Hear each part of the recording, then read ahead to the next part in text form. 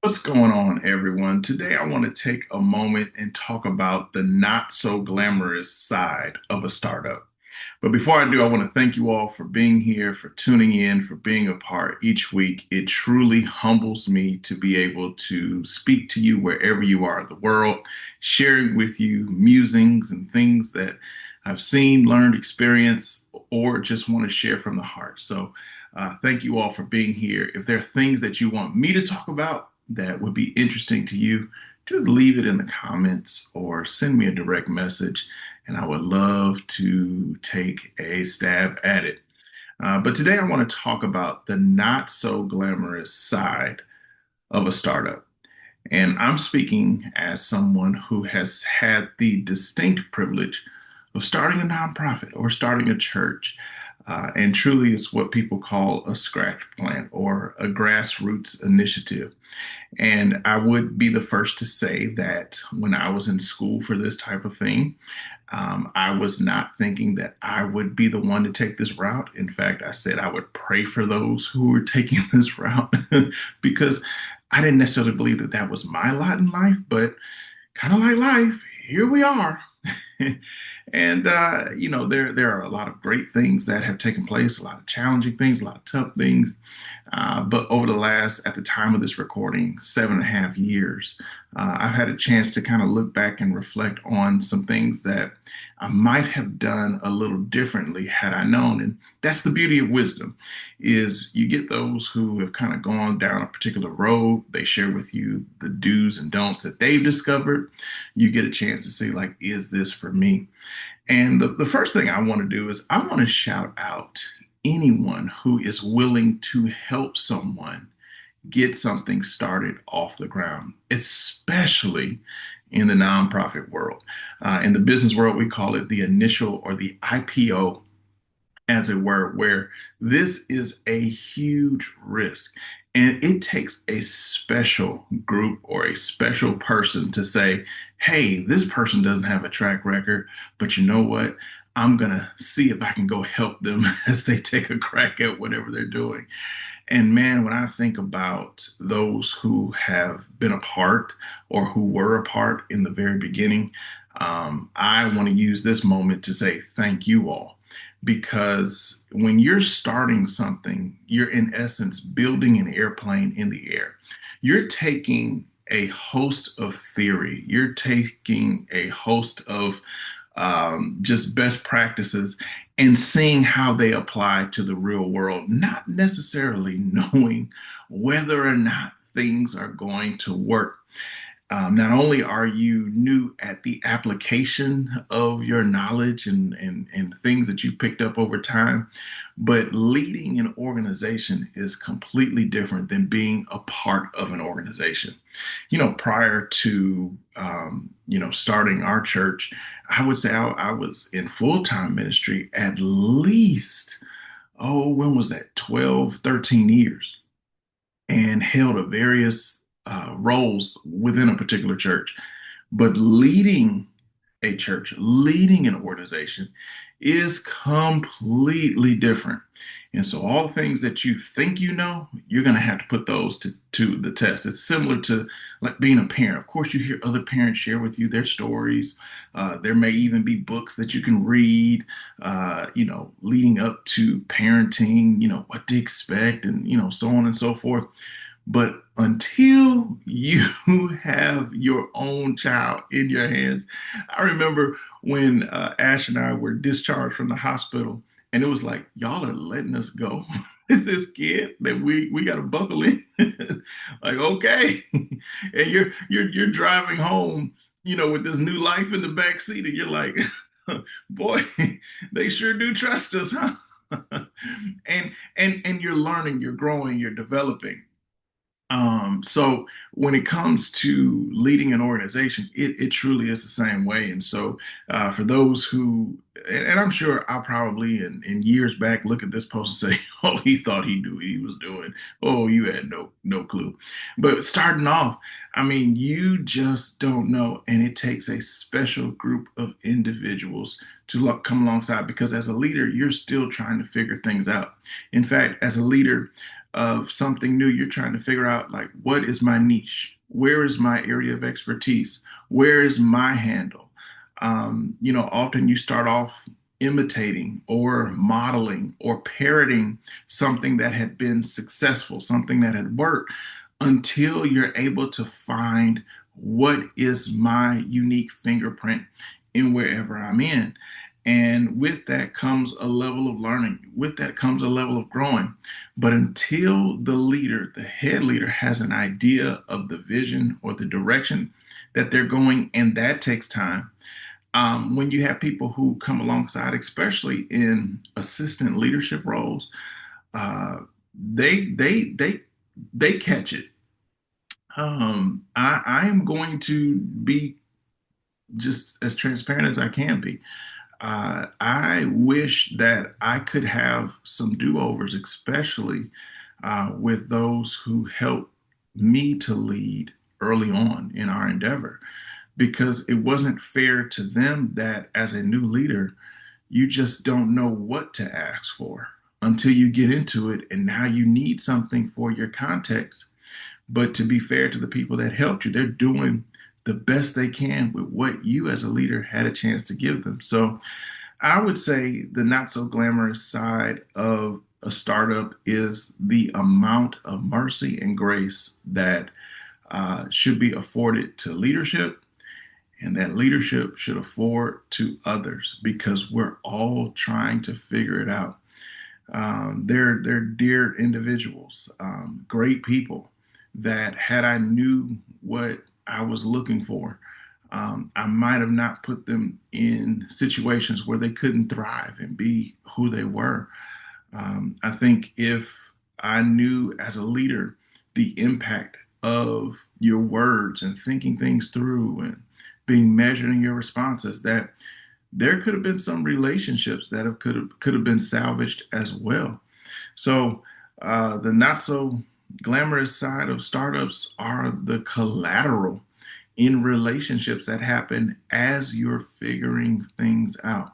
Now, there is that 1% who is out there who, from the beginning, know what they want, they know what they need, they know how to communicate well, their team buys in, the team already comes developed, and they're taking off to the races. But for the rest of us, 99%, we're all needing to grow. And I believe that when you're starting something, it's incumbent on the leader to grow, to develop, to be honest. I believe that there's a level of coaching that's required, especially if you're doing something or you're in a field that you've never specifically done before. Even if you have, I believe coaching is necessary, because what coaching does is it takes the lid off of your limits. Prior to there have been levels to coaching, to mentoring, that I've had to and had the opportunity to submit to over the last 7 or so years. And each level has given me a level of exposure to a place or to a way of thinking and to a way of being that I did not know was possible. And what that allows you to do as a leader is to develop confidence. And it's going to be confidence, not necessarily in I would say, yeah, confidence in you as a leader, but a greater level of confidence, especially for those who have a strong faith center, a confidence in just God calling you to the role. I believe one of the things that humbles people who are leading tasks the most is knowing that we are uniquely unequipped by ourselves, but at the same time are uniquely graced by God to do what we're called to do. And when you are aware of your natural inability in of yourself to accomplish things, and you become solely dependent on the grace of God to accomplish what you're supposed to accomplish, it takes the pressure off of you having to try to be or do something that you're not wired to do. And you're solely resting on, you know what, Lord, you graced me for this particular role. And because you've graced me, I know that what I need to accomplish the role is here to do that. And that's what sustains you. So you have a level of not only confidence, but security in the grace. And that confidence and security then is passed throughout the environment. A leader who is battling with imposter syndrome and at the same time not willing to admit that you need God's grace, you end up holding on to things that you had no business putting your hands on, or you end up trying to be everything but a master of nothing. When you realize that I'm uniquely equipped to do the role that I'm doing, but this organization needs other pieces in order to be what is called to be, then your prayers now shift to, Lord, help me not only identify, but also, Lord, stir the hearts of the people who you are sending so that the overall mission and vision of what you're supposed to do gets accomplished. And when you realize that God sends people, and when you are open to receiving those people, then you have to realize that just like you didn't come into that role as the leader, fully furnished and fully equipped, the same thing is true about those who are coming. So that means that one of the things that you're going to have to be is patient as everyone grows, as everyone puts in time. You have to be willing to allow people to make mistakes. I would say maybe, I don't know, 4 to 6 months ago, I was listening to a podcast that said, you have to value the growth of your team over the relationship with a client. And the way that translates is if there is a moment where a teammate or a team member or somebody that's a part of your team that you're leading makes a mistake, you have to be okay with them making the mistake so that you can teach and you can have a teachable moment and grow from it over not giving them the opportunity to even make mistakes for the sake of, I want to make everybody happy. When there have been moments where mistakes have been made, Dr. Sam Chan said, you don't know the culture of an organization until someone makes a mistake and you see how you respond. You can't grade a culture based off of when everyone is doing well and all things are going right. You have to grade your culture on when you're in the doldrums, when things aren't going the way that you think, or someone doesn't do what they're supposed to do. How do you respond to that? And your response to that shows and demonstrates the health of your organization. And when people see that, because there are times where there are mistakes that are made that everyone knows, like, oh, that shouldn't have happened.